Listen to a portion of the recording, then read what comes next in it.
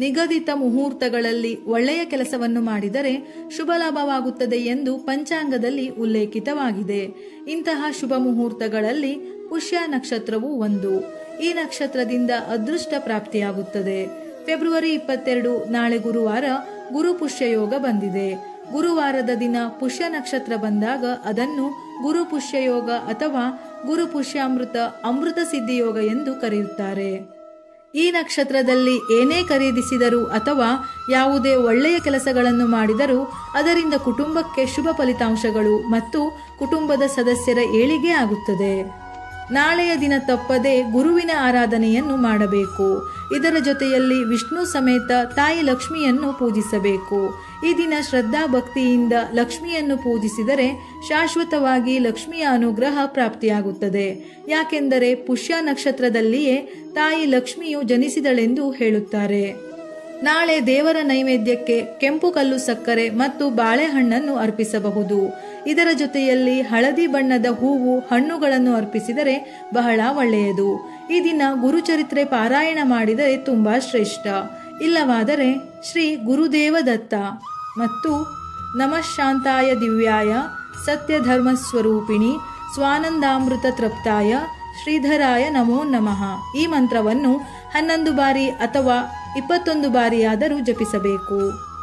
ಈ ಶುಭ ದಿನದಂದು ಲಕ್ಷ್ಮೀ ಸ್ತೋತ್ರ, ಕನಕದಾರ ಸ್ತೋತ್ರವನ್ನು ಸಹ ಪಠಿಸಬೇಕು. ಈ ಸ್ತೋತ್ರವನ್ನು ಓದುವುದರಿಂದ ಕೇಳುವುದರಿಂದ ಹಣ ಮತ್ತು ಧಾನ್ಯದ ಕೊರತೆಗಳ ನಿವಾರಣೆ ಆಗುತ್ತದೆ. ಈ ದಿನ ಚಿನ್ನವನ್ನು ಖರೀದಿಸಿದರೆ ತುಂಬಾ ಒಳ್ಳೆಯದಂತೆ. ಆದರೆ ಪ್ರತಿಯೊಬ್ಬರಿಗೂ ಚಿನ್ನದ ಆಭರಣಗಳನ್ನು ಖರೀದಿಸಲು ಸಾಧ್ಯವಿಲ್ಲ.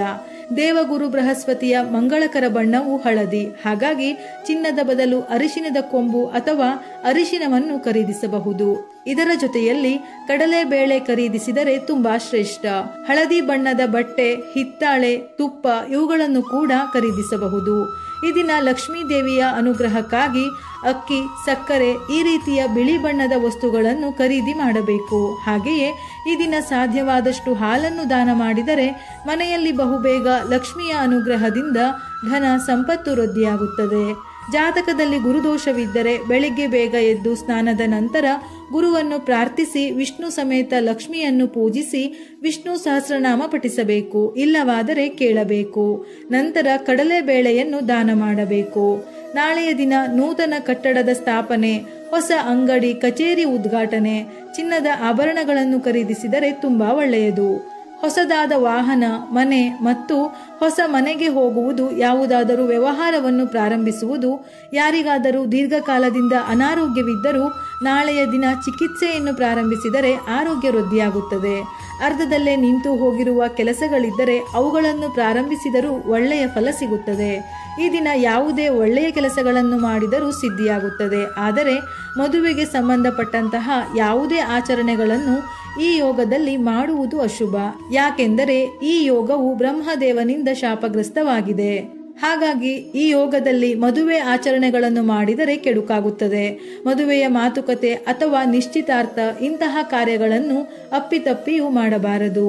ನಾಳೆಯ ದಿನ ತಪ್ಪದೆ ಗುರುವಿನ ಮತ್ತು ಲಕ್ಷ್ಮೀ ದೇವಿಯ ದೇಗುಲಗಳಿಗೆ ಹೋಗಿ ನಿಮ್ಮ ಮನಸ್ಸಿನಲ್ಲಿರುವ ಕೋರಿಕೆಗಳನ್ನು ಸಂಕಲ್ಪ ಮಾಡಿ ಪೂಜೆ ಮಾಡಿದರೆ ಬಹುಬೇಗ ಇಷ್ಟಾರ್ಥ ಈಡೇರುತ್ತದೆ. ಇದರ ಜೊತೆಯಲ್ಲಿ ಗುರು ಮತ್ತು ತಾಯಿ ಲಕ್ಷ್ಮಿಯ ಅನುಗ್ರಹದಿಂದ ಮನೆ ಮತ್ತು ಕುಟುಂಬದ ಏಳಿಗೆಯಾಗಿ ಸರ್ವ ಪಾಪ ದೋಷಗಳು ನಿವಾರಣೆ ಆಗುತ್ತದೆ. ವಿಡಿಯೋ ಇಷ್ಟ ಆಗಿದ್ದಲ್ಲಿ ಮರೆಯದೆ ಲೈಕ್ ಮಾಡಿ, ನಮ್ಮ ಚಾನಲ್ ಅನ್ನು ಸಬ್ಸ್ಕ್ರೈಬ್ ಮಾಡಿ.